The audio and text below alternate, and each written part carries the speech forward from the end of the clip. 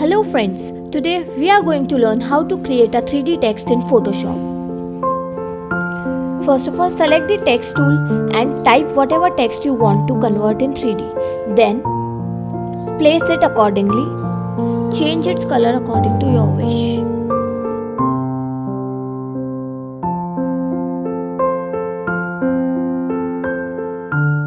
Then, right click on the text layer and choose New 3D Extrusion.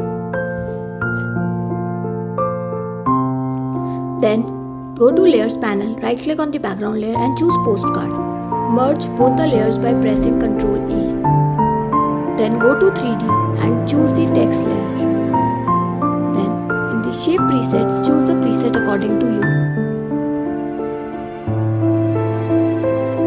From below, choose New Infinity Light and then adjust the light according to your wish.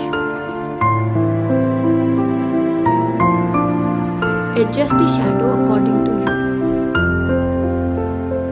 Hit on render. This will take some time.